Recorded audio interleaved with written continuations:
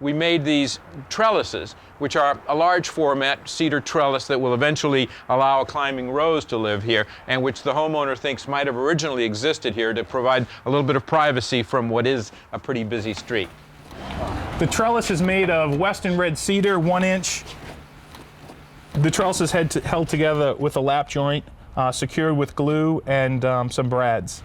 The way all the cuts came out so even is that after I made the first cut, I built this spacer. This spacer has a piece of wood that fits into the previous groove. That allows me to set my guide up for my next slice. This also takes into consideration the amount of room that the router itself needs.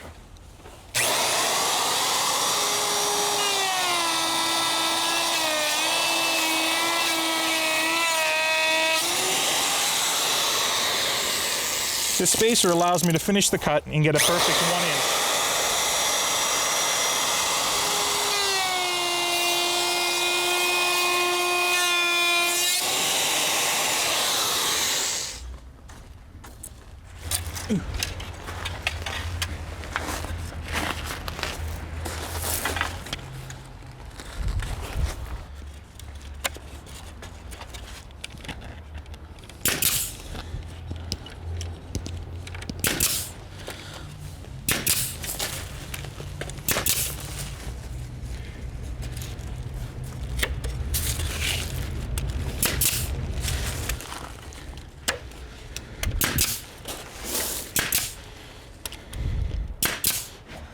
It has to be slid into a groove that was here for the previous trellis.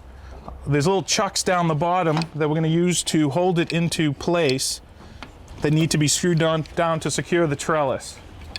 The homeowner wanted nice big blocks to let a lot of light in but still give some privacy, and we have this cutout here for a hanging plant.